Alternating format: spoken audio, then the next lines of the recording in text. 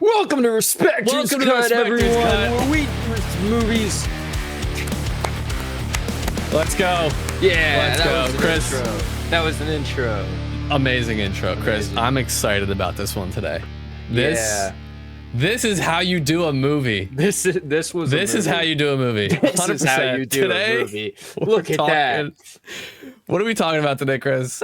Today we're talking about The Naked Gun 2025, starring Liam Neeson. And there were probably other people in there, but mainly Liam Neeson. Mainly Liam Neeson. Dude, I came out of the theater so happy. Yeah, that was so happy. Did you so we watched the original yesterday. Yes. And I'm really glad we did that because it set up such a good context for this film. Yeah, it gave sort of like a expectation of like what we were going into today. And also, since this is a sequel, not really connected. We're not going to get into spoilers at the start here. We're doing it a little different than we did last time. We're updating our format. We're getting more hip. We're getting more cool with the kiddios. And we're going to do a little spoiler-free section here at the start. And then we're going to give our ratings. And then we're going to talk more in the spoilers. Not really going through a recap of the film this time, but more just talking about moments that we really liked and like just having a natural conversation about the film of what we like, you know? So, spoiler-free, this is a sequel.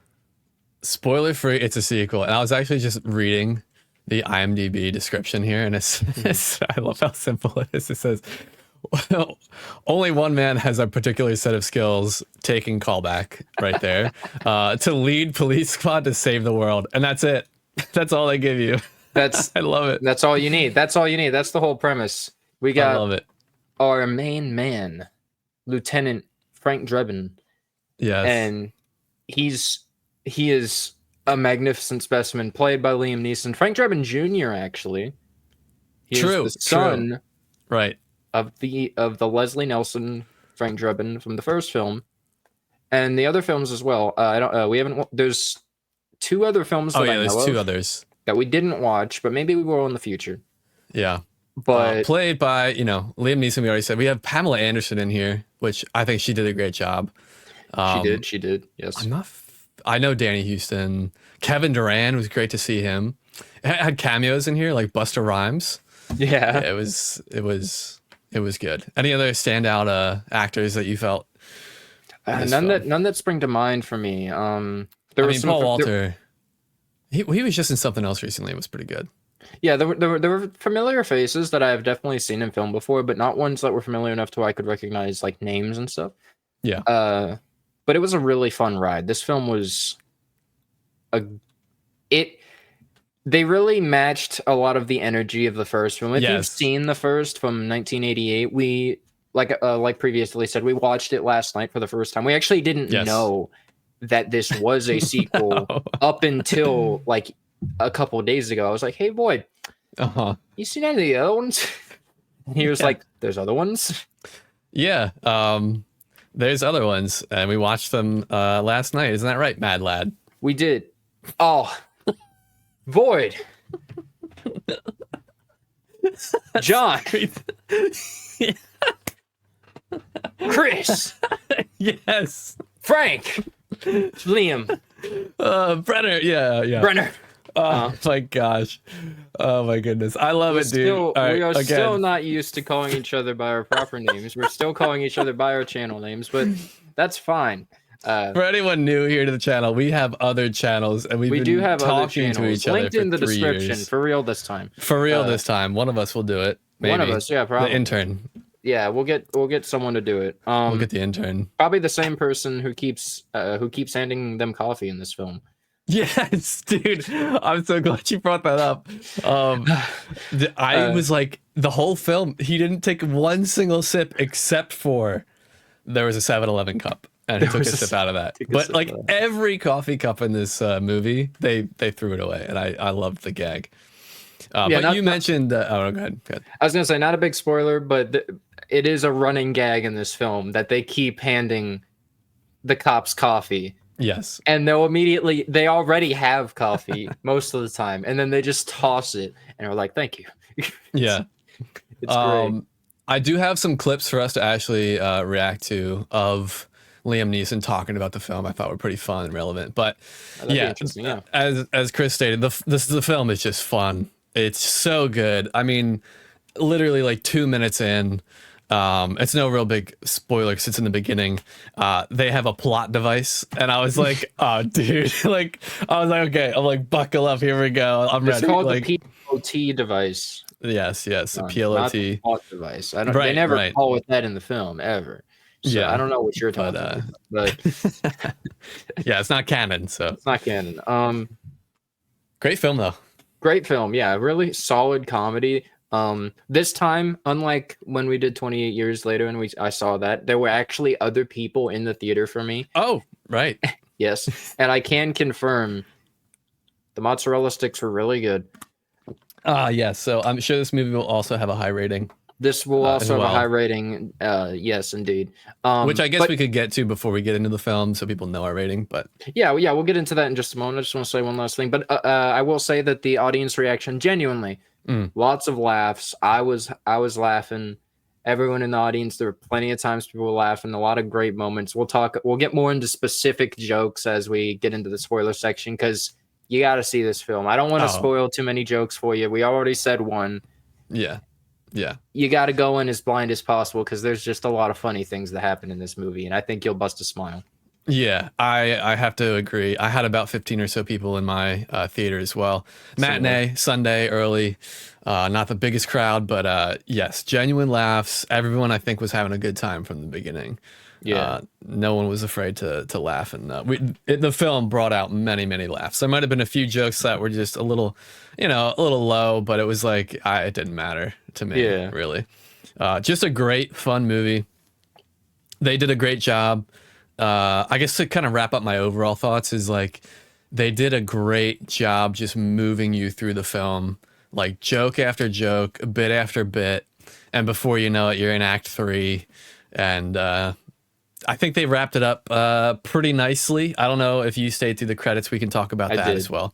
I did. So, but yeah, I mean, I'm ready to give my score if you're ready. I'll let you go first this time. Yeah, this time we'll take turns. We'll go a little back and forth. For me, now how many thrown away coffees out of 10? How many thrown away coffees out of 10? Well, let's first start with the film we watched last night, the original. Oh, yes. I gave that a 10 out of 10. I said it was a perfect comedy. Like any issue that I would have with the film is alleviated because it's a comedy. It's not meant to be taken seriously. It's just meant to be a good time. Mm-hmm. This film's very in a similar vein, but I will say, although I found this film very funny, I found the original more funny. And generally, not trying to take away from this film, but I did find the original more funny. So I will give this 9.5. I'm not going to give it quite the 10 out of 10, but it's really good. This is a really good, just have a good time comedy movie. And we don't get a lot of those these days, at least not from what I've seen. Yeah. No, this I'm telling you, this felt like such a return to form. I felt like I was almost back watching like Benchwarmers or just some old comedy that is just, I don't know, having fun. It's like a ride. And I gave the film, the original, the 1988 version, a 9.5, which Chris is giving today's film. Yes. But I'm trying to think if there's anything that really stood out to me to like want to detract any kind of points from the film. I score things pretty high normally because I just love films. Like I just love movies, so I'm naturally like a generous point giver. But if anything, maybe I can agree with you that the original is just the original. Like you can't beat it. It did it first. It had great slapstick. This movie definitely echoed those vibes in many ways. I think there was some, there were some things, I guess to be vague or just to like kind of talk about, there were some things with like how Liam Neeson moved or how they edited like his action scenes. Now again, he's like 73. So what are you gonna do? It didn't feel too tainted by like modern tricks and CGI, although there was like some in there. So I'm also gonna give the movie a 9.5, but because I walked out of the theater with this glorious poster that they gave us for free. I'm going to give it a 10. You're going to give it a 10? It's a 10 out of 10. 10 well out of 10. done. Well done, Naked Gun, Liam Neeson, Pamela Anderson. I would love that poster. I call would me. get that. I'm going to have to go online and find me that poster. That is a good Dude, poster. we were walking out, and the guy was like, you know, you can just grab one of these for free, because like all of us were walking out, and there was like a thick stack of these, and I was like, thank you, guy, whoever you are, AMC worker. It very well could have been. He could have been wearing a mask. yes. So I'm gonna have to find a spot for that on my wall. Heck yeah. Somewhere. But yeah, great film. Chris, let's get into spoilers. So if you haven't seen the film and you plan to, this is your cue to get out of here. Get out of here.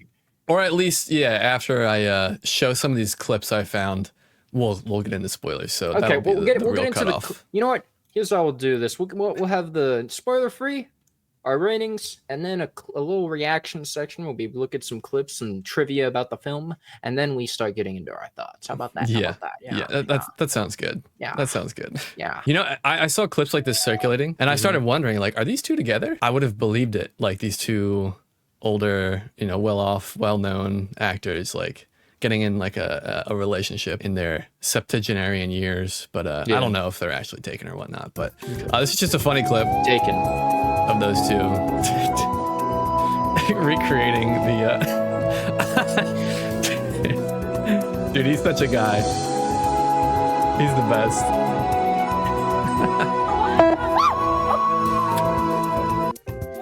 Oh man, I could see that as like an actual bit from the movie.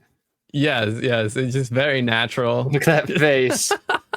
He was clearly the pick for the part in this film.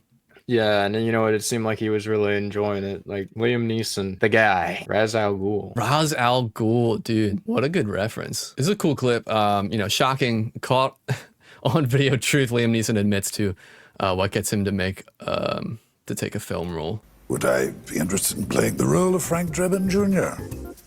I said, how much? Okay, I'll be there. You're 73 years old. Do you think you'd still be beating people up on camera? Yeah, I can. How much? I'll be there. Sure.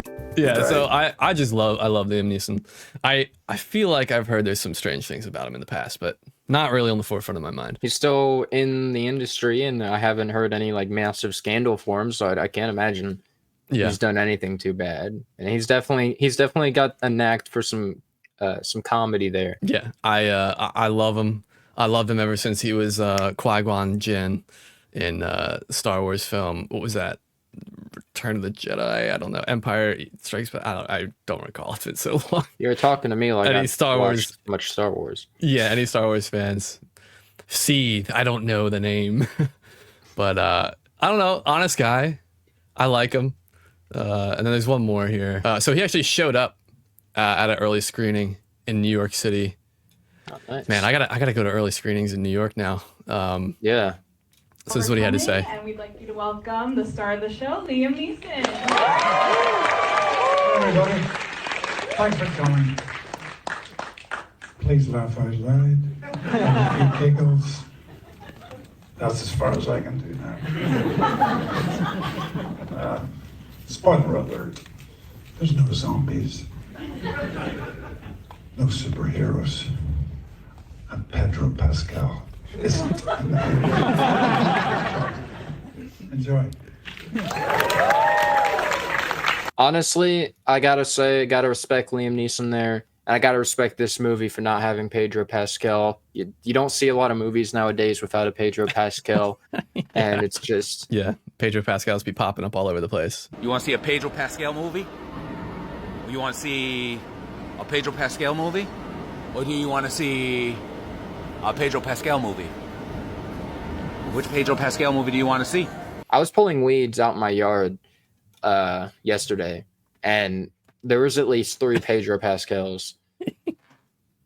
Have you been to your local store? They have Pascal away now that you spray. It just, well, I would, but I always go there, and I'm I don't know if you know this, Floyd, but I do a little bit of doodling and drawing and stuff. And I went into the art aisle, and it was just filled with Pedro pastels. Oh, so, dude, I'm done. You took me out with that one, Chris. Oh my gosh. You know, be careful walking your girl down that aisle.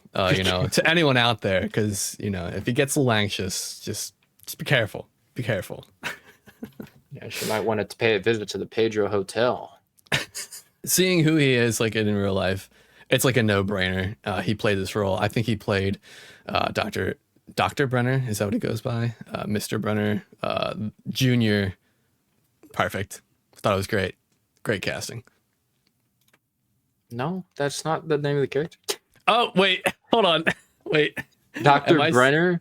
Am I talking about Stranger Things again? You're talking about Stranger Things. Yeah, what was the name? Lieutenant Drebin. Frank Drebin. Yes. So for context, I kept referring to Vincent Ludwig, the bad guy from the original 1988 film, as Dr. Brenner. And it was a running joke in our reaction video. And apparently, it just got stuck in my head. And somehow I started calling Frank Drebin Dr. Brenner. Yeah, I don't know. I'm sorry. It's last night carrying over to this morning. All right, fine. I've been drinking since like 9:30. So what's the earliest thing in the film that you want to talk about? Right away, like as he comes in as like the little girl. Skipping down the sidewalk. Yeah. He's like, little girl, stop. Like, don't go in there. The trailers kind of like showed a lot of the jokes, but there's just so many. There's a plethora that you'll still be surprised. True. I will say, things. I had seen the trailers before we watched the film, but only like once or twice. And it was a while back. I think the last time I had actually seen the trailer for this film was when I went to see 28 Years Later. It was like one of the trailers that played before. Yeah.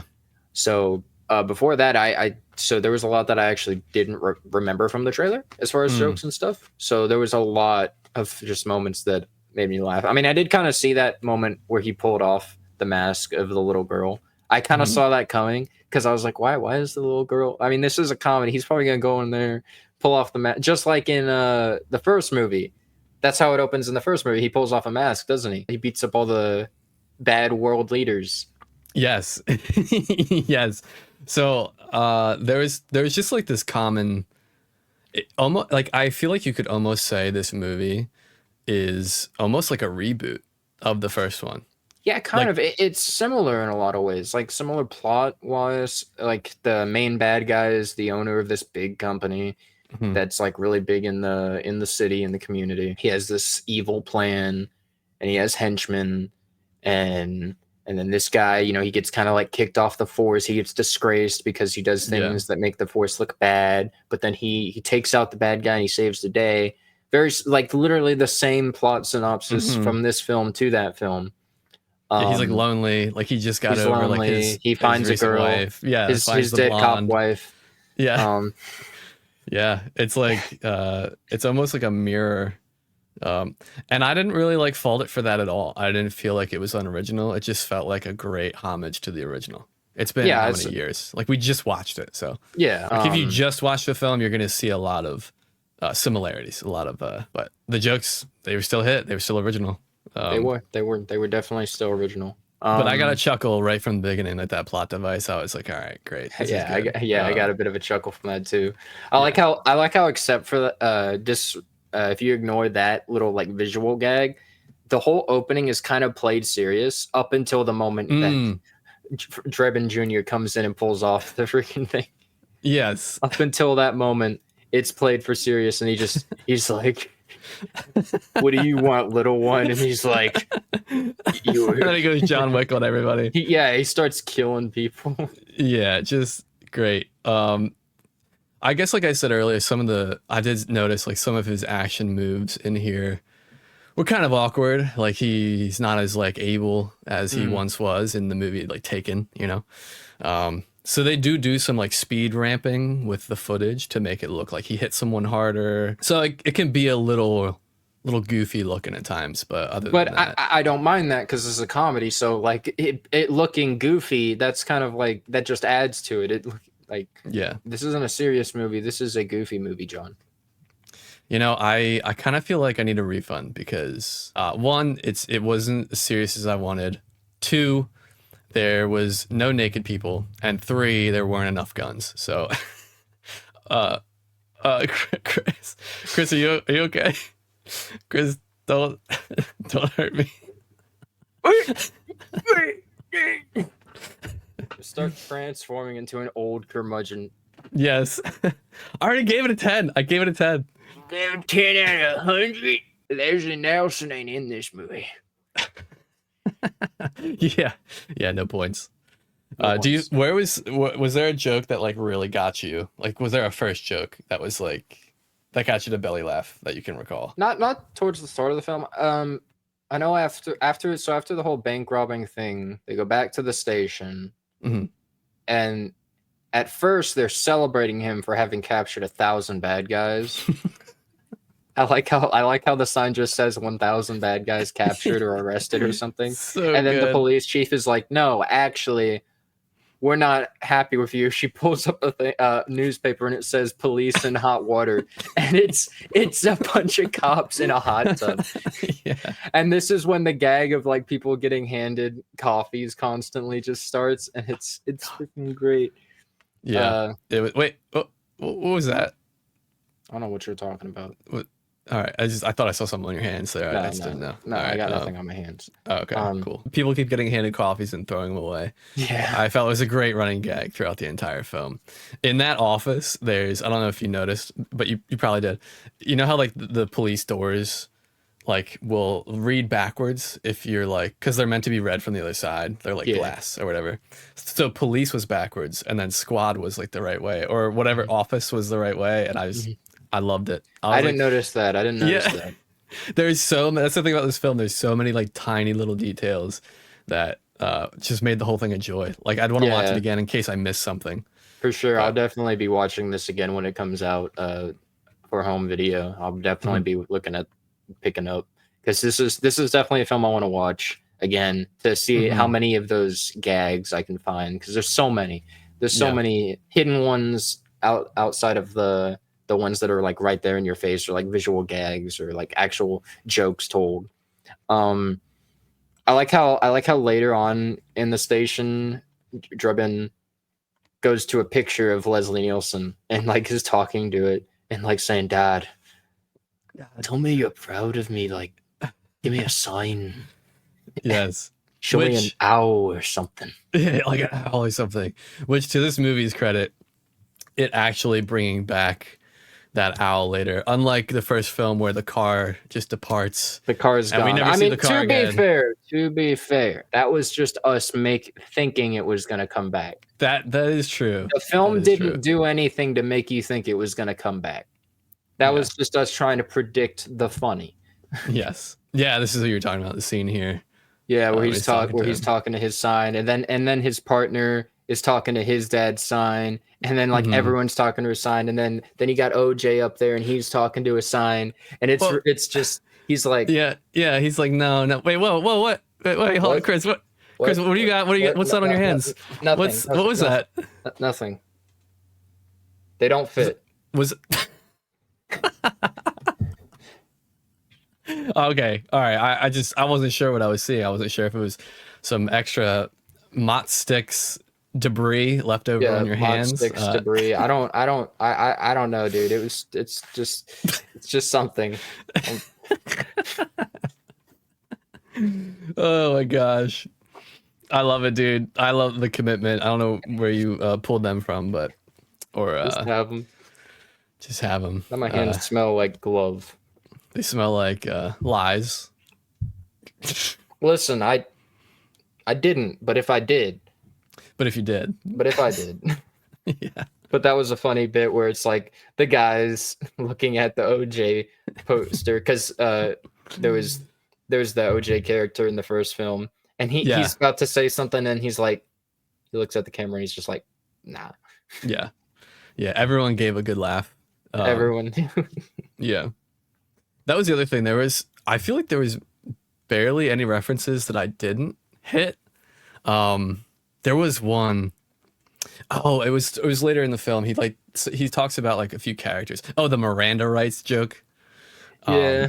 And he's like saying like Miranda was like a whore or something, and he lists off like 3 or 4 different women's names, and I'm like, oh, I can't think of what movie these characters are from or what show, but yeah, it's just littered with stuff. Yeah, there's so many references to things that I haven't seen, but I feel like if I seek them out and actually like go to see what it's referencing, even more laughs will be had from the jokes. And then I guess enter Pamela Anderson. Not too long after Beth, her name is. I love how he's looking in, like the guy's like, you want me to take this one? Because he's like in her office, like in his office waiting for him. Yeah, and you see like the silhouette of this really sexy woman, this really fine dame, and he's like, oh no, like I'll handle he's like, it. It's no, fine. I got this. Yeah. And he puts the coffee down next to all the other coffee mugs that are already there.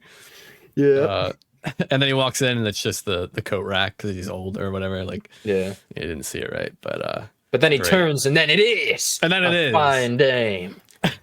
Dude, Heads, one thing I shoulders, really have, knees and toes. Knees and toes. dude, I love everything about this movie. I love everything about it. So good. It really felt like this is what movies are about. It's just having a fun time. They weren't scared to say pretty much anything in the film. It was just all for the jokes. And I was like, dude, we are so back. We are back. So back. We are so back. Yeah. But so he sees Beth in there and he says, take a seat. Beth is the sister of a person who we completely didn't we skipped over this because there's a funny bit in there that I wanted to bring up. I thought it was a bit later on. Freaking there's this electric vehicle that careened off the side of a cliff pretty much, and the guy in there is dead. Yes. Yes. A moment that made me really laugh for this. It's a small moment, but he goes up to the car and he sees something inside and he's like, oh.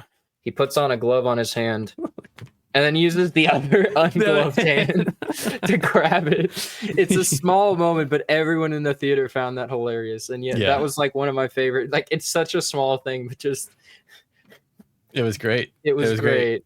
The But delivery too was great because he pauses for a moment and like holds that hand out there and he goes, and then he uses the other hand. Everyone was like, oh, it's great. It's wonderful. So some guy I think named Simon Davenport, I think was the name of the guy who died. And then Beth comes in and she is the sister of him. And she's like, she's like, detective, find out what happened to my brother.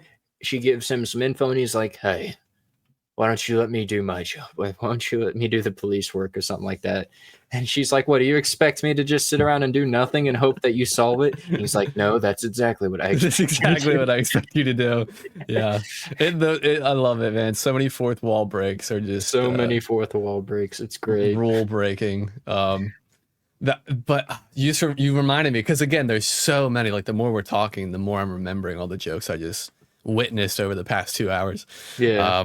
When he's walking up to that car scene.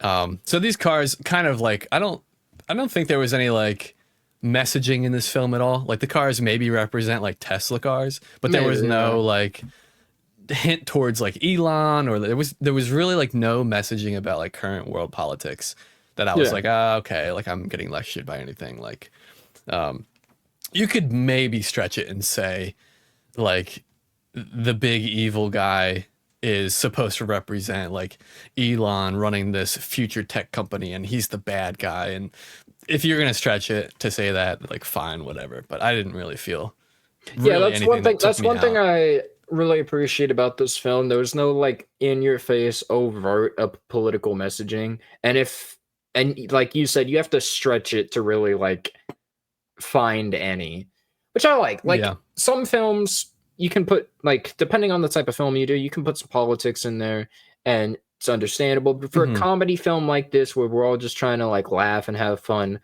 try to keep that stuff out of there. Don't put stuff like that deep in my face. Like, like I like other things in my face other than politics. Like Beth and her hips. Yes, like Beth and her hips and her bottom that just makes a toilet seat wish for the brown or whatever the heck it was. Yes. Dude, that line was unhinged. I loved it, dude. Everyone was like, whoa. Like everyone's laughing. Like, oh my God. So good. So good. That scene where that car falls into the ravine, like he's walking up, and they're trying to discuss like how this happened.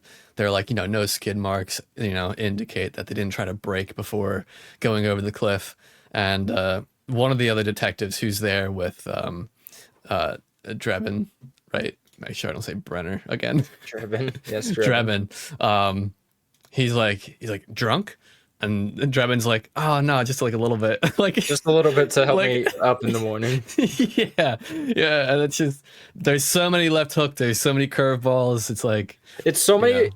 A thing that I noticed happened multiple times in this film, and the first one we watched last night, is they'll take like average things you would say in conversation, like "May I ask why?" and someone said, "Yes, you may." Yeah, he's like, go ahead, and then he's just staring at him, and then it's just a moment of silence. Yeah, but okay. So back to that with like Beth. He says like, take a chair, and she's like, that's okay, I have plenty at home. Like, it's okay, I have plenty at home. Peak Naked Gun humor. That was great. And then when she's leaving, she's like, you know what, I will take that chair, and she takes it. She just starts dragging it, knocking things over. Knocking everything over. And then he has like his monologue about her, like, oh, like what a woman. And then another person, and then like the entire station's having their like inferior monologue. And freaking Drebin's like, do you mind? Yeah, he's like, guys, knock it off. Oh man, there was even a comment she made. Again, there's so many play on like words and visuals in the film that you really just keep getting smacked left and right with them. Yeah, it's and just you like either smack. Which is reminding me of another scene later in the movie with the door. You either like this comedy or you don't, and I was in for it 110%. I love that. This is right up there. My like the type of stuff I really like. Yeah. When she was in the office, she was like, she's like, I'm not quite like myself, and he's like, that's okay, I'm not you either. Like, there's just so many things, man. But there's just so much. Okay, no, I'm trying to think of where it went after this, and like what funny. Well, he gets his he doesn't he go meet up with the Eden Tech guy? Yeah, he goes to like his business, and he's meeting up things. I love how when it was showing all the things the company does, there's just one sign that just said pumpkins. Yes. Yeah. So you have this guy, Danny Huston, who played Richard Kane, and he's this, like just obnoxious, narcissistic, tech industry guy, and he's just self-important. And he's like walking into his headquarters, and there's all these posters of like him like doing different things, and it's just seriously there's just some things where it's just him with pumpkins. It's like microchips, online storefronts, pumpkins. Yeah. And then he I don't know if this was at this point in the film, but he was like taking him on a tour, and they have like the red light treatment, but they were doing it on like this guy's balls. Yeah, this guy's balls, and it's like it's supposed to, testosterone's really low nowadays. Sperm counts low across the board, and Drebin's like, I usually don't have my sperm on a board. Yeah, I have an old Bon Jovi shirt for that. Yes, yeah, dude, I love it. The jokes are. They don't hold back. They don't pull the punches. And then I like how the red light treatment looks like it's setting his freaking balls on fire. Like he starts. There's smoking. even like lasers like shooting down there. Lasers or something. It's great. And then what they go on, and he's like, I know you, like guys like you are a rare breed. Kane was talking to Drebin, and he's like, is that so? He's like, yeah, you guys don't wait for other people to do what needs to be done or something like that. And I'm trying to think, I know there were funny bits in this conversation. Yeah, there's a lot that again, they're also trying to convey to you like the actual plot. The actual in between plot. Jokes, Yeah, by the way, this Kane guy is suspected of killing Simon Davenport, as well as I don't think at this point, but as well as believed to be the person who orchestrated the bank robbery at the beginning of the film when they steal the plot device or the PLOT device. Yes. Which I'm currently forgetting something of toughness. Yeah, I can't remember the whole acronym, but Or what the acronym is at all. pejorative something of toughness. I don't know, but PP largening on that thing. Device. Um, Always there- spelled with an O.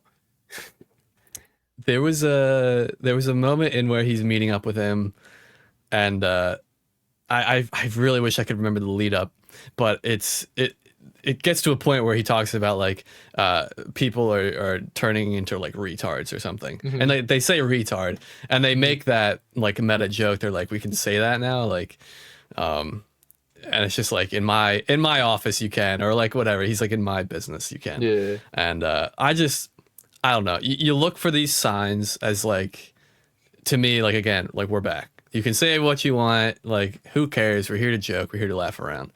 Yeah. And I didn't really, like, everyone in the theater seemed to appreciate it as well. Yeah. And then I like when they were ending the conversation. He was When was you like, get the phone call. the phone call? Oh, maybe it's after what you're saying.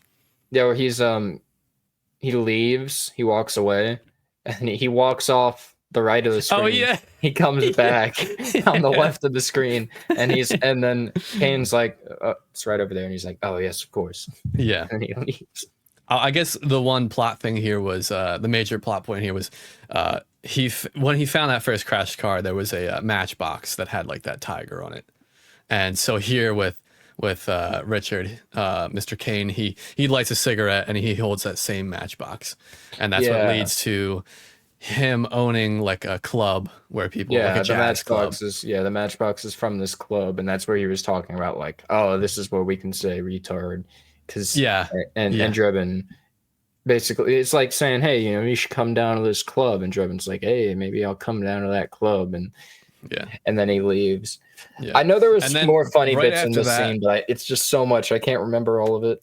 Yeah, right after that, the music kind of builds, because it's clear they're painting this picture of like, we're like catching on to the bad guy. This is the bad guy, and then Drebin leaves, and the music comes in like all dark, like the bad guy. Richard picks up his phone. He's like, I want you to. He's like, I think we should give Drebin a gift. Yeah. And the next day, he gives him one of the electric cars, and it's like, oh, I thought he was gonna get hit. Like I thought some assassins were gonna come after him. No, he gives him this one of his company's electric cars, and Drebin's like, heck yeah. They start playing with it, testing it out. He's like, car, open doors, and then the the other guy's trying to get into the car, and the door opens. One of those like doors that open upwards. Yeah. Forgot what they call those, but they're suicide doors. Yeah, I think that might be it. Smacks him in the face. He falls down, and then he's like, car, close doors, and he's about to get in. It closes on his hand, and then it's like, car, drive forward 30 feet. Drives forward, rips off the charging things, and breaks a hole in the wall. All the prisoners start running out, and Drebin's like, "Oh, this place is really gone." Yeah, he's like, yeah. It's like, what's happening to this place? There's multiple things. Oh, yeah, you reminded me. Like anywhere he drives, he runs over a biker every time. Yeah, he runs over a biker, just like in the first film where he's always hitting things. Yeah, he was always hitting things. And then later in the film, like you forget about that biker incident, and he's driving once again, and he hits another biker. Like 30 or 40 minutes already went by. And so like they'll poke you once again in the ribs. Yeah. And the guy on the bike was like, not again. Like it's great. Does he go to the club? I think he goes to the club, right? Yeah, I think he goes to the club there after that. He goes to the club and he meets Beth. Beth's there. And Beth's like looking all fine. Mm-hmm. He's like, you're looking all fine. Very, very elegant as she smacks her head into a pole. Oh yeah. That I feel like was a bit cheesy, like her keeping the smack into things, but it was like, I get it. Like she's like this ditzy lady from like the first film. Yeah. You gotta keep the callbacks. But she's like an author, right? So. We completely forgot about that. She writes true crime based on stories she wrote. And she makes up. Yeah. She writes true fan fiction. True fan fiction. Yeah. I wrote a real documentary about this fictional world. Yeah. But she's like doesn't want to. Again, you said earlier she doesn't want to wait around for like the police to do their jobs. Yeah. And so she keeps getting involved. So they're sitting here at this bar at Kane's club, and who would happen to be there but Kane himself? But almost forgot, he talks to the bartender and is like, "Hey, I need to see your security fees." And he's like, "Good luck. It's in there." But to get that information out of him, I thought he was going to do the thing from the first one where he's like, "Oh, I don't know." And he's like, "Oh, what about now?" Brings up some money. I thought that's what it was going to be. But no, instead what he does, he starts smacking his face on the bar counter. And every time he does it, his face changes till one time he does it, he turns into Liam Neeson, into Frank Drebin. And, and he's like, ugh. He's like, oh. Ugh. He smacks him one more time. Yeah, to get him back to normal. I guess I'll say with some of the jokes in this film, it's weird to say this, but maybe in the first film they were like still in the realm of like possibility or more believable. Like when he was like smacking the guy's head and his head was just changing. Yeah, it's like, wow, this is like sci-fi. It's like, what is actually happening? But it was just, I don't know, you know. So I guess that's where this film feels a little different in certain times. Yeah, like, I could see like that. This is just literally impossible. I don't even know how this joke is working, but it's funny. It doesn't matter. Yeah. It's funny. It's funny, which maybe is also, if it's funny, it's justified. It's justified. Yeah, we now have two taglines. We now have two taglines that are the same tagline, just a different word. Yes. This is where they really start working together. Is at the club. Yeah, this is where they start working together because Kane comes up and he's like, "Oh, Drebin, who's this?" And he's like, "Oh, it's Cherry Roosevelt, fat bloke eating spaghetti." Yes, because he's just looking around looking for things to name. Yeah, he's just looking at random things and he's like, "Oh, an interesting name." Yeah. And then Beth like sits down with him and they're he's like keeping her distracted, or she's like keeping Kane distracted while Drebin goes.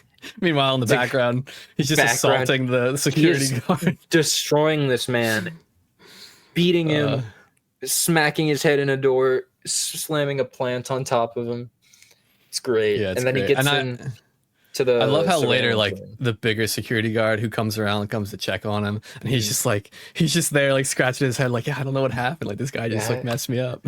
Yeah, dude, he was him, man. He was him. Yeah. There's that bit when he gets into that security area where he starts like looking at the footage, and then he finds out like Simon Davenport, like her brother, was there in this club talking with Richard. Find out he also really liked Gorilla Nut. Oh yeah, the ads start playing on the security and muscle slime. Just rub it on your muscle. Yeah, because as he's looking at the security footage, there's like YouTube ads popping up in front of it before he can actually see the footage.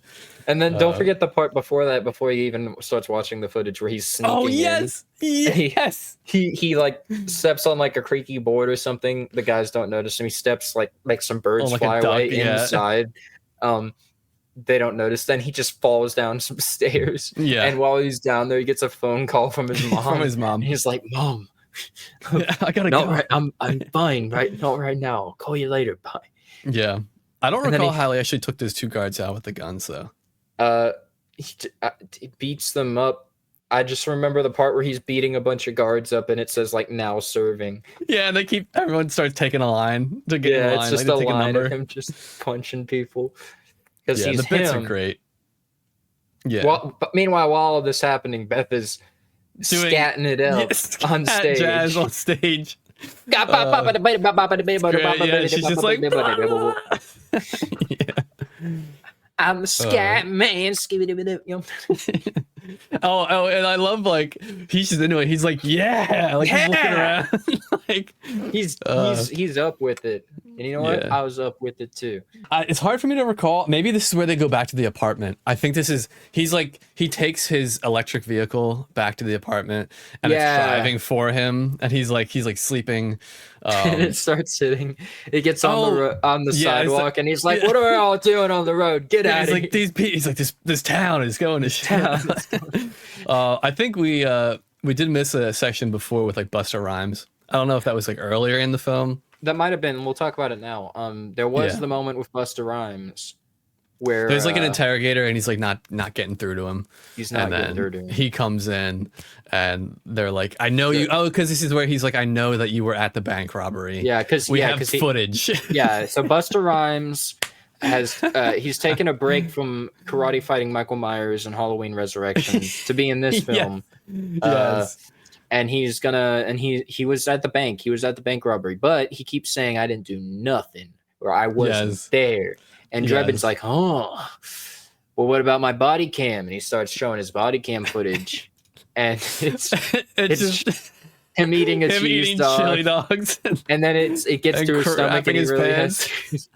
he's arresting someone, and the guy has a gun, but then he's like, oh, I'm sure you're fine. And he has to go to the bathroom, and he starts shit to go to the bathroom. This guy, which I thought was Weird Al for a second. Yeah, but Weird Al is in this film. Weird Al does make a return. Yes. His great return. Just that's the face. That's the face of someone who is being forcibly threatened by police to get off the toilet. All gender. Yes. All gender bathroom. Unreal. It was just such a great sequence. And this actually went on for a while. Like this bit went on for like 5 to 10 minutes. Dog excavate. He ate 6 chili dogs that day. I think he said. Oh yeah, he's like in the corner. He's like in the corner, like slumping down, like so like sad with himself and disappointed. He's like, everyone's watching. Even like his coworkers like behind the glass, like all start piling in, and they're all just like watching the footage. He's like, oh, I'm gonna ruin another suit. And then after he gets done going to the bathroom, he like picks up like another chili hot dog, and even Busta Rhymes, he's like, oh man, he's like don't do it, don't eat it, bro, don't eat it, man. He's like, I had 6 more after that. But then they finally get to the freaking bank robbery and can confirm Busta Rhymes was there. Yeah, he's like, here, like, yeah. He's like, can you please fast forward? Like, yeah, it was just good. It was good. Did he say anything? Like after they confirmed that Busta Rhymes was there, did he say anything? Did he like give any info, or did they cut after that? I can't recall. Oh man, they had so many good jokes. This one here, man's laughter. Yes, he's like, you did 20 years for man's laughter. He's like, must have been some joke. You mean manslaughter? Yeah. So good. So good, dude. I think they just basically say that whoever hired them told them they could keep the money, and they were like, who robs a bank but doesn't take the money is like, oh, it must have been after someone else. And that might have been earlier in the film. I genuinely don't remember Busta Rhymes saying anything after they confirmed that he was there. I'm trying to recall why he went here. Take a chair. Thank you. Where he gets set up. This is what I do. Says you served 20 years for man's laughter. You mean manslaughter? Must have been quite the joke. They're going to shut down police squad if you do I just not want to get to this solve part. this Oh, that was case. great. That was Do great. this by the book. Show a little respect. Why? Who's going to arrest me? Other cops? Yes. Is she serious? Is he serious? Just want to get cops. Oh my god, that bit. There's a part where he gets set up. Where he goes to like the buddy's apartment. That's a little bit later in the film. I do want to. Okay, I didn't know if that was next. No, before we get to that, I do want to talk about the moments at his house, at his apartment when Beth when they're comes hanging by. out. Yeah, when they're hanging out. So he goes back to his apartment and Beth's there, and they start talking about this turkey. I think this was the peak of the film. Yeah, they have this like dirty talk about turkey going on from a prior scene, and like then they get into the hallway, like the apartment hallway, and they're talking about all this dirty talk, and it's all just like innuendos and puns. Yeah, and then he's like, and then Beth is like, all that talk about turkey out in the hallway really made me. She's like, I like in dirty the boys. Thanksgiving mood. Yeah, in the Thanksgiving mood, yeah. And then we get this. So this guy is Richard Kane's boy, who's like his like head of security guy. Yeah. And so and he was he was the guy who got the plot device from the bank. And This oven is disgusting. Oh my god, just the stuff they do in that room. I like the part where he's like, this oven is disgusting. And he's like, yeah, I really liked all that dirty boy talk, but it's unsanitary. Yeah. And then there's a part where like that bit goes on for a bit where it's like first she's cleaning it, then they're like squirting stuff on the turkey. Oh, It looks like he's Oh yes, and then like the dog baster. comes in. She keeps and starts misfiring the licking baster. the baster, and Yeah, and he's like holding it. He's holding it, and this guy is just like, he's like, oh, I don't and like then he's that. like, oh, let me scratch the dog, and then she's like sitting down, and she's sitting on a chair watching. Yes, it's and he's such behind the dog. Oh my god. And then the guy's just like, oh, yeah, he's like, I don't like that. I don't like what I'm seeing. Oh, it's unreal. It's great. It's freaking great. Is after this when the whole framing thing happens? It's hard for me to piece together now, but yeah, at some point, who's he trying to meet up with when he goes to that spot?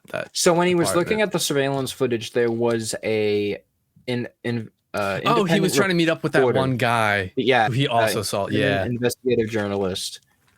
And when he got there, he walks in and he's like, "Oh, I stepped in some red liquid on the floor." yeah, he's like calling out over your house, and then he finds a knife, and it's what does the knife say? Pick me up. Yeah, it says pick me up. And he says he picks him. He's like, "I got your knife." Yeah, and there's like a recorder, and it says recorder. Hit record and say name and I did it, and he picks it up and it's like Lieutenant Frank Drebin Jr. Mm-hmm. I did it. And he's like, okay. And then he walks back into the room and he finds the body of I don't know who. It was the reporter. Oh, it was the reporter. Yeah. Yeah, and he's like, they're trying to set me up. Yeah. And then I love, dude, they even like framed it. They kind of gave you like a little bit of like foreshadowing. They have a shot from the body up at him and there's the ceiling fan going. Yeah. And I was like, huh. I was like, why are they showing that ceiling fan? Yeah, and then he picks the body. He's like, "Oh, I gotta hide this body," but he lifts it up a little too high, and the ceiling fan is apparently razor sharp and going the speed of like a propeller. Yeah, on a turbine. So it chops his head off. And he's like, hiding the body is no longer possible. Yeah, and that's when the police bust in. The police bust in, and what does he do? He jumps. He does the some freaking acrobatic somersault backflips out the window into his car. Great callback to the original film. But his electric car is no longer. Yes, this is a great scene that takes place here. That gift that Kane gave him, it wasn't a gift at all. It was a method to make him be the crazed cop that kills that journalist and drives into the himself ocean. into the ocean. Yeah. And so this scene is filled with great bits. He's driving, or the car is driving, and Kane is on the face cam, and then he goes away. And by the way, Kane's using the red light therapy at this moment. yes, he was using. He's like, "Hey, Susan," or whatever. But yeah, so he locks the doors. He just has the car set to drive straight into the ocean. And we get some funny bits here. So he takes a gun and starts like shooting the windows open to get out. And as he starts gets it open, out, he gets the windscreen off. But then there's this clown with he's like, move. The balloons come in, and then there's bees. There's like beehive people apparently carrying bees across the road in LA, and it gets bees inside. And then there's people holding another car windscreen. Dude, I was like applauding. By the time that happened, I was like, oh, dude, like, because you're like, what's gonna happen next? How is he gonna get out? The bees and everything. And then those dudes who are usually like carrying like a mirror or whatever across somewhere, like that's some joke. They're carrying that windshield across the street, and he's like perfectly spits back in and locks him in the car with the balloons and bees. Yeah, and then he's freaking out, trying to just like push all the buttons and literally starts palming the freaking thing. Yeah, and then Clippy. Old school. I don't know if you were around for Clippy or if you recall Clippy. I do not recall Clippy. Okay, yeah, more my day. But he pops up and tries to help him, and he's like, "It looks like you're in trouble." He's like, He's like, yeah, can you open the doors? He's like, sure. It's like, it was that easy. And then and the doors open. He hops out. he rolls out. Yeah. Very nice. Very cool. Good job, Frank Drebin. I never Yes. doubted you. Never. But then after this, a little bit before this, I think, but we do realize what Kane's ultimate plan is. Mhm. Yeah. His plan is to take the plot device. It is a thing that can transmit a signal into your brain to either make you calm down or make you Or calm up. up. And he wants to set it to make them calm up so Yeah. that they start raging out of their minds. Yeah, they get the rage virus. They get the rage virus and they just start attacking each other. And they're all Which was- gonna hide in super awesome bunkers Yes. with the best live entertainment around. Weird Al Yankovic. Weird Al. Yes, yes. It's just such a funny, like, let's destroy the whole world. We'll go into a bunker for a bit. They'll all be dead, and then we'll all come back out. Oh, and then he had we'll have like a fighting pit, or like whoever rises to the top, like gets to join us and join the new civilization. The survivors have proven themselves worthy, and I like when he's pitching this to all like his like billionaire friends. One of them's like he's saying that the people who don't deserve it have risen to the top, and he's like fish people, with gills on their necks. He's like crab hands. Yeah, the one guy's like, I saw that guy. Yeah, and he's like, and he pulls out his phone. And he's like, this is what crab hands. He's like, put your phones away. Yeah. It was a funny bit. So good, so good. But a really fun play on like the dystopian like oligarchs or whoever, you know, behind closed doors are running society, and it was just some fun stuff. But then after the whole car thing, we know what the plan is.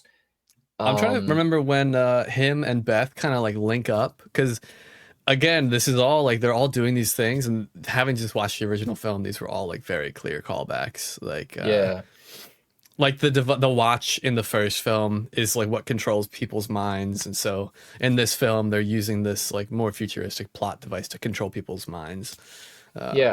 There was I also don't remember where it was either, where him and Beth link up, and there's like this whole because that's a whole montage. tangent. It just goes.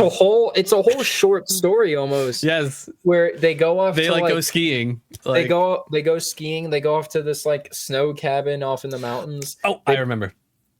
It's the apartment scene. So all that stuff is taking place in the apartment, and then they eventually finally kiss. He's like, "It's been so long, I don't know if I remember," and he's like. And then they have this most awkward kiss. Yeah. But the kiss, I think, pans into like this fairy tale adventure. Where they go to the cabin, they build a snowman, they do incantations, they do like demon rituals or something. Dude, everyone in the theater, when they started doing the incantations, were cracking up. And they bring the snowman to life, and the snowman's like their friend, and then they start getting a little freaky. That's right. And the snowman gets involved. They put like the flavoring for like the little icicle things we can get on the snowman. They start eating them, like snow cone flavoring. They start eating it. Yeah, he's like taking part in their bed play and all this stuff. But then they're hanging out in the hot tub. Then they start hanging out on their own. The snowman's not really happy about that. He gets a little angry. He's starting to feel left out. So he starts chasing them with a gun, and he starts coming after them. Oh and he's about to shoot Drebin, but she cuts him with a katana. She right? cuts his head off with a katana that they showed earlier, like that they found in the cabin. So once again, this movie isn't just pure nonsense. They show little lead ups to things. They show little like, oh, this comes back later. Like, the joke setups are great. They're everywhere. And then they melt him in the hot tub, I think. Yeah, kind of brutal, honestly. A little brutal. Yeah, actually, yeah, kind of like the first film. Once again, brutal deaths. Brutal, not what I would expect to say about the Naked Gun comedy movie, but it's brutal, man. That they got that R rating for a reason. There's Snowman. But dude, I was like, just look at this frame and Frosty ain't playing around. Like, how is this in this movie? If you just showed this to someone, like they asked you Naked Gun, what's it about? And you just showed them this frame. This is what it's how about. in the world? Yeah. This is what it's about right here. This is what it's about right here. This is the Naked Gun. This is about what we can say. They find out who the head of security is, and they kidnap him. Oh yes. The big dude with the bleached hair. Yeah. That was spying on him. Yeah. Yeah. So they find him, and then This was great. They pick him up. And he's like, "Huh, not my usual chauffeur, not my normal chauffeur." Yeah. And he gets in, he's like, "This isn't my normal car." And then he starts spraying gas out of the AC at him. He's like, "This isn't my normal gas." He's like, "This isn't normal." And he gets passed this out. isn't normally how I fall asleep. And then he wakes up in a hospital. And This was on great. the TV, and on the TV it says Kane arrested. And he's like, "It's been 3 days." And he's like, "We've already got you. We've already stopped his plan," Drebin says. And he's like, "Do you..." Now he's saying anything. "Do you want to say what really happened?" And he's like, "No, you're lying." And he's like, "You know what they do to people like you in prison?" Oh yeah. And he's like, "What?" "Yeah, they call you He's a like, pretty man, pretty like boys you, like that. Yeah. pretty boy like you. You'd probably go viral online. He's like, They'd like smiling. He's like, oh yeah. Get a lot of okay. fans. They'd find some legal loophole and get you out early." He's like, oh, this is great. Okay, keep going. "Yeah, but now you have an image to uphold." And then there's a new sexy boy in Gotta prison. keep skinny. And now there's a new sexy boy, and he's all about body positivity. But He's you eating can't. hamburgers. He's like, eating but skinny's your hamburgers, message, but and you can't starving deviate. yourself. You can't deviate. And then you know what? You end it all. A bullet to the He's like, head. no. He's like, I would He's like, never do "No." that. He's like, "I'd never do But that." you miss. But you miss. And you only shoot the part of your brains that regulates farts. And now you got a new name. And Fart he's sitting there man. like, "You want to be the fart man?" he's like, no, You love no, it. I don't. You love it. No, Tell no, me. it's Tell okay. me you love it. And he gives all the information. He was like, does he say it was all Kane's idea or whatever? It was all Kane's idea. I didn't know. He wants to unleash the rage. And he's like, "Where? On New Year's. In the balls." Yeah, the New Year's balls. And then he's like, and then he says, what about the reporter?" And he's like, "We tried to frame you for it." And then he says, "You get all that?" And then the walls hospital- all fall down around the hospital. That honestly, I was not prepared for that joke. I was like, because on the TV it says like 3 days later. I was like, oh dang! I was like, we're about to learn about all this stuff that happened. Like, where's this movie going? And then the walls fell down. I realized that he was doing it as like a strategy. You just, the guys, his mustache is also antennas for intuition, so he can kind of tell. Like they receive their receptors and they receive waves. So like how cats have whiskers and they use them as sensory organs, or how snakes stick their tongue out. It's the same thing for me, except mine can like sense things. Yes, a little bit farther into the future. A little bit farther into the future. They give me that knowledge. And he goes up to his other cop buddies and he's like, "All right, we got him." And he's like, "We can't use that. That was illegal. Haven't you ever heard of Miranda rights or whatever?" Mm-hmm. And he's like, I always break the law to do things. And she's like, "You get all that?" Get all that? And then the walls like go up. There's like another room. And it's like, "Hi, we're here in Total Affairs. You're under arrest for coercing a suspect." And then he's like, How'd you pay for the studio?" And he's like, "Easy. I told the boys that their license would be revoked if you do it." He was like, You get all that? And then it's like a hologram or something. And in comes OSHA and he's like, "You're under arrest." Yeah. So and then they cut to the WW, what was it, game? FC? Oh, the WWFC, like this wrestling, like MMA arena that looks like it's like some event in Atlantic City or some stage in California. Yeah. And they put in some earplugs to stop in case the signal does go off to keep it from affecting them. That's right. And they're here. They're trying to get this signal. They're trying to stop this apocalyptic rage event from transferring throughout the whole world. But he's got to get to the balls. He's got to get to the balls. So he goes up. Got to get deep in the balls. He's got to get deep in the balls. So he goes up there. as he's about to go up there, his buddy Ed's down there, and he's like, I see someone. But he's Drebin, in the there's someone up there, so he can't hear like the radio. And then he just opens the door, smacks the guy, and he just falls down. He's like, "Oh, never mind." Never mind. He's like, "What?" He's like, "Never mind." And then I love how he's like at a convenience stand, and this guy comes up to him. He's like, "Oh hey, yeah, beer." He's like, he's like, "Here, take it."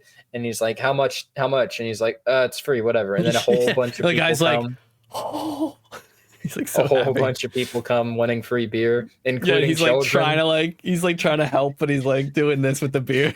He just starts giving beer to anyone who comes up, and there's children coming up asking for beer and getting beer.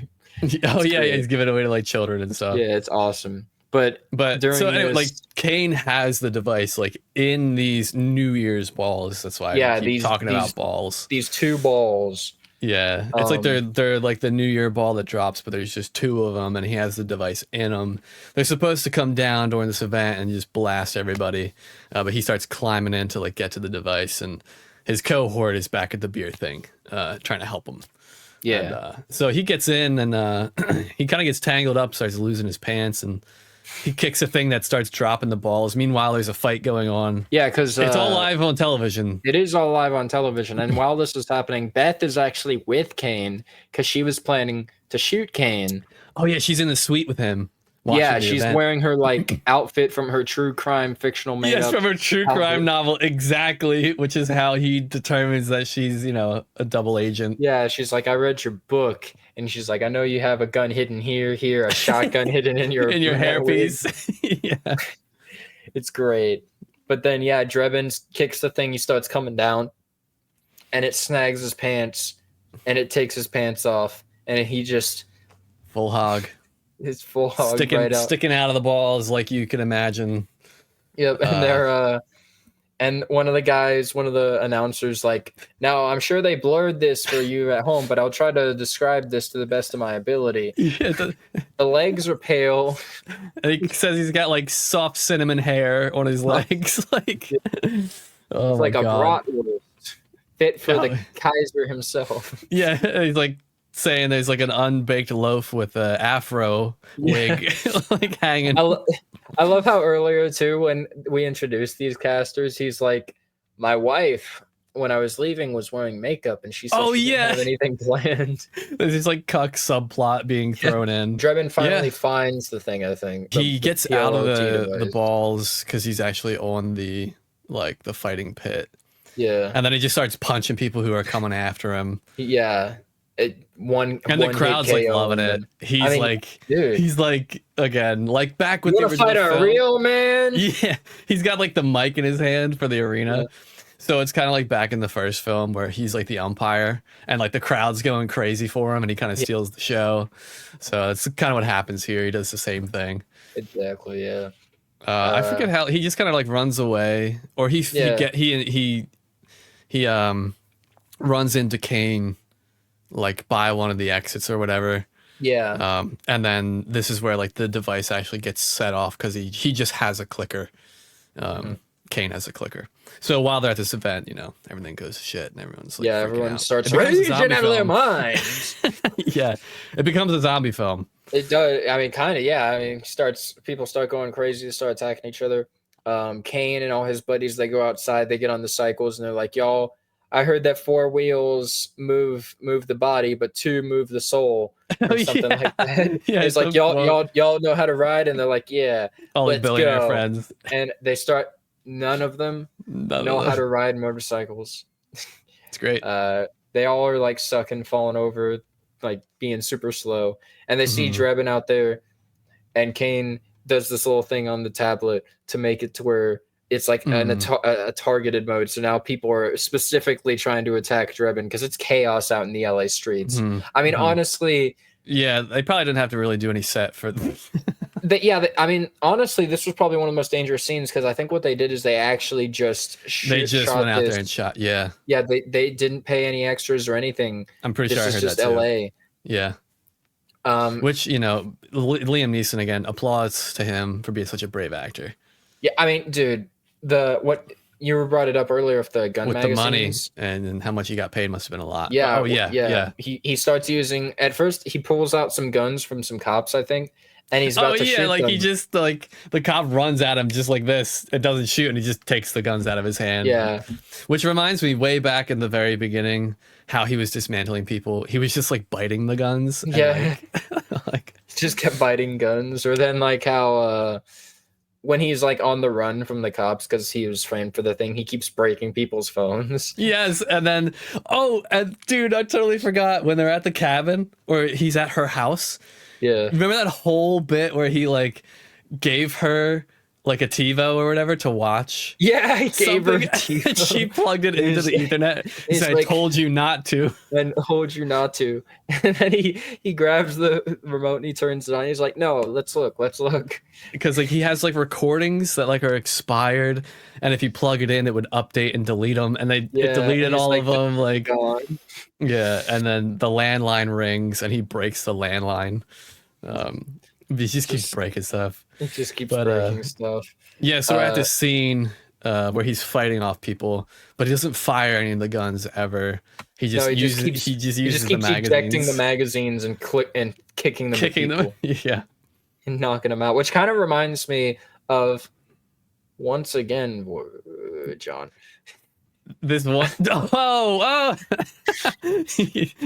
Once again, very John. That's what I was saying. very, very John. Very John. Massive This Chris. reminds me of another scene, another Yes. hallway scene from another Resident Evil film Another one. where a main character, Alice, is kicking magazines into zombies' heads Wait, are to you knock serious? them out. Yes, I'll send Are it you to serious? I'll send it to you, and like in the last one, hopefully you'll put it on screen. I'm so curious. Did this idea originate with Resident Evil, or do you think they were inspired by something else? Maybe, An old Naked Gun film, perhaps, of the two we have yet to see. maybe there was a joke in one of the other Naked Gun films that we didn't see. But it just made me think of that a little bit. But I think it's funny. He doesn't shoot anyone. He just keeps smacking people with the with the mags. And then one And guy's then- tooth gets knocked out, and then he loads it, like he He chambers loads it it with his teeth, and into like the puts into the the gun. round in, and then shoots it back into his mouth. Yeah, it makes him do like a flip in the air. It's freaking great. Oh, yeah. There was even a doll scene right up front in the bank. Remember, he's like using him as like a bodyguard, like, and it's Yeah, where and he it's uses just a him as like doll, a bullet shield, and it's like just a rag doll. It's just like in the original with the girl, and he's like taking her away up the steps, and he's just like smacking the bad guy's just smacking her around. and then also reminds me of another scene where he like grabs someone's hands and like pulls on him. He pulls both his arms off. He like rips his arms off. Yeah. It's so good. Oh man. So many good visual gags. And then after he fights those people, he chases after Kane and he meets him by this fountain, yeah? Yeah, and here we have like an epic, like Spider-Man-esque final boss fight here. Yeah, With- they're really gearing up. They set up for like a super good fight. Like this is Great dialogue. great dialogue, It's just them two amongst the crowd of chaos. crowd of chaos, and it's time for them to fight. And he comes in, Kane comes in for a few hits, Drebin blocks him, hits him in the gut, and then Kane immediately is like, oh, He's like, you hit me. "Ooh, You hit me in my tummy. you think you hit me in the soft part of my stomach?" And Oh, I then think I'm gonna Trevor's just barf. standing there. He's like, do you want "Do you want to fight anymore?" He's like, "No." No. He's like, He's like, well, "I don't you're want to under fight." He's arrest. like, "I want to fly away." Yeah, he pulls puts these on jets these out of like nowhere. Iron Man jets. He starts to fly up, but smacks his head into a light post. And then he comes up to like arrest him. Beth shows up. She like skids in on a bike out of nowhere. Oh, she wants to kill him. That's right, because it was her brother who he killed. Yeah, she wants to get revenge, and Drebin's like, no, revenge. It's not worth it. He's like, "Don't throw it all away for the greatest what? feeling you'll The ever greatest feel feeling you ever have. for a few moments in your life." Yeah. Once you do that, it stays with you. Yeah, it haunts you. It's always going to be back in the back of your head, thinking, "Wow, how cool that was." Yeah. I was like, dude, once again, this film just like pushing the envelope, not caring. I could hear like in the back of my mind, like modern activist being like, oh, they're glorifying death, or they're glorifying guns and killing people. And I was just like, no one in the theater had any problems. Everyone was laughing. It was just like, I don't know. It's just, again, I was like, we're back. We're so back. We're just making We are so jokes back. out here. Because it was a great joke. It was a funny joke. They take the PLOT device from him, open it up, and it literally says, calm up, calm down. Oh, yeah, And that he was switches great. it from up to down. And then everyone's like, ah, and they're all like hugging. Everyone's happy. Yeah, that was a great, and that's kind of what I was saying earlier, is like, they'll have these amazing lead ups. I think it was when either she was first in his office or when they were talking at some point later. Maybe she was talking about like her brother's research that he was doing, or whatever message he last left her. And she's like, I don't know, it's like something about like the opposite of calming people down. And that's where he says like, what, Calming like, them calm up. And then that, again, at the end of the film, they bring that back and it's all on calm up. Just great. Just great. It's so good. Is that it? Is that Yeah, everyone like starts hugging. yeah? They have like a press conference later about. I think so. Yeah, they his the police achievements. chief, her husband. Oh, Jesus, is we missed awake that and he whole got the bit promotion. Yeah, there's a bit where earlier she's in in the bed. film where she's in bed and she's like she gets a call and like it's when Drebin it's when he goes to the party, right? I And believe so. she goes to talk to Kane or Drebin goes to talk to Kane and she's like, he did what? I want to see him this instant. And he's Yeah. immediately in her bedroom at night. And he's like, Yeah. you got to understand. And she's like, no, my husband, if you wake him up. The scene was shot so great because they first look at him and you think this is like hours later and she traveled to the office because like Nope. there's blinds behind him and it looks like the office, Yeah. but it's just him standing in their room at night. No, he really got there that instant. Yeah, it was great. It was great. But yeah, so they have a press conference. She's like, we're going to ignore all of the questionable actions he took to get this result that we all wanted. And he's spending time. Remember, he's like on ice. She iced him anyway. He's being thoroughly investigated by Yes. internal affairs. And then there's an internal affairs resort where everyone's just Resort hanging and out. spa. And it's just Yeah. him and Beth having like a honeymoon or something. And then this is when the credits start and everything Mhm. freezes except for them. Yeah. And they start Yeah. looking around and they start being like, what?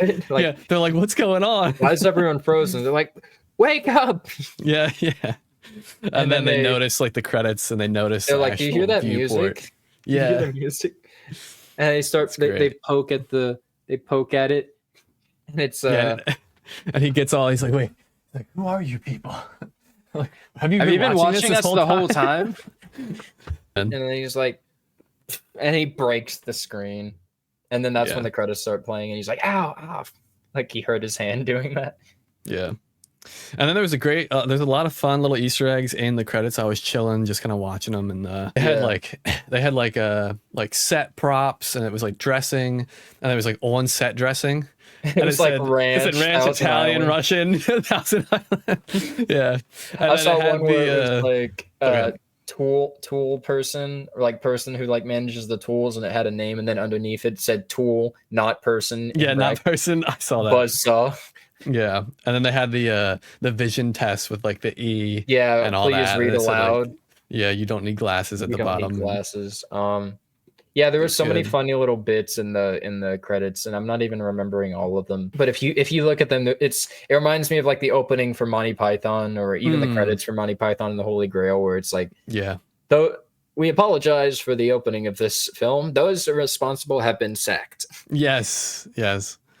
And then the credits finally roll all the way through, and we get a nice, fun post-credits scene of Weird Al coming out to play. introducing.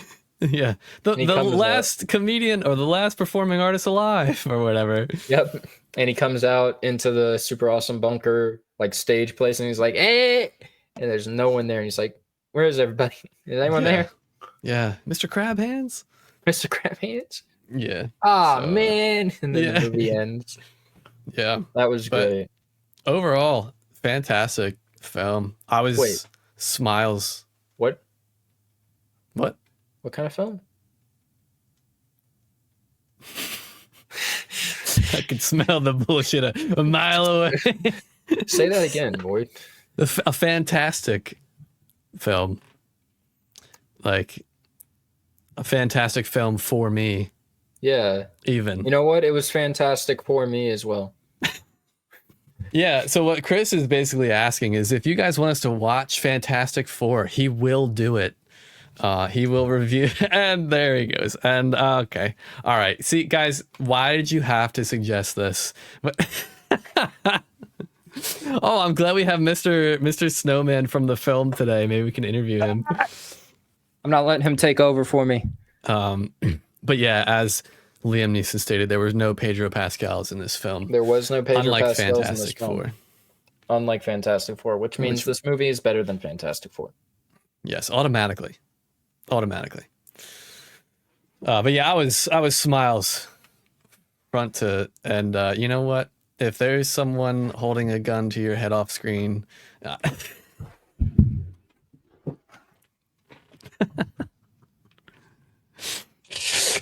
I think Naked Gun is having a very jolly effect on the two of us. Yeah, I gotta keep like bits going. I gotta make Keep the bits alive. Gotta keep the bits. We gotta have some bits for the film full of bits. Well, I already gave it a 10. I gave it a 9.5. I know we said we weren't really gonna do a recap, but we kind of still did in a way, but we a lot more laid back, I'd say this time. We kind of just talked about the specific moments we wanted to talk to. With a film like this, it's hard. You can't really critique it. I mean, like there's not really any plot things to debate. It just was a great film, and I think anyone should watch it. Exactly. Yeah. If you're looking for just a fun film, not to take seriously, something that you can just watch, have a laugh, not have to worry about like overanalyzing the story or acting even. Although I will say the acting seemed fairly good for the most part. I didn't notice any. I mean, it's a comedy film, so they were just being goofy. I do like that bit where when they were gonna like close down the police station, they were putting up a Spirit Halloween sign. I see it. That's why I was. Yeah, that's what brought it to mind. I didn't want to bring that up because you always see Spirit Halloweens at like abandoned buildings that have closed down. So it just makes perfect sense. Yeah, man, I'm telling you. I guess if to say anything, like there wasn't a joke that didn't hit, and if it didn't really hit, it was just filler, and it's like that's okay, it's fine. The whole movie is really just like a silver platter serving you joke after joke, and there's a plot mixed in there on this charcuterie board of goodness.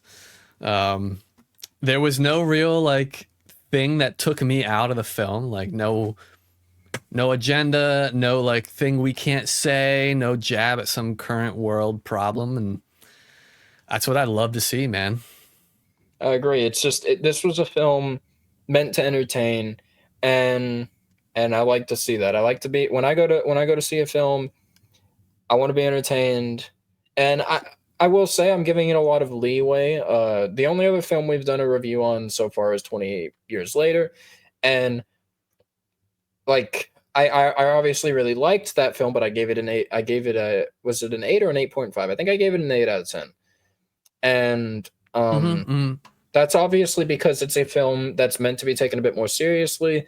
So with it being meant to be taken more seriously, I'm taking it more seriously, and I'm being a little bit more critical of it. This film being a comedy, and being a comedy that did make me laugh, which is in my opinion, the only thing that really matters for a comedy film like this is does it make me laugh, and then all the other things like plot, stuff like that making sense come secondary, and all that stuff did make sense, and all that stuff was good. So I give this film a higher rating. I'm a lot more lenient with it. It made me laugh, so I give it a 9.5. You give it a 10 out of 10. I respect this film. Yeah, I respect this film a ton. Yeah, go watch it. Go watch it. Go watch it right now. But yeah, that's about it from us. Feel free to check out the channel. Let us know if there's anything else you guys want us to check out. We do have a lot of movies that we're going to be getting towards. But that's it for us today. I'm John. And I'm Chris. This is Respecters Cut.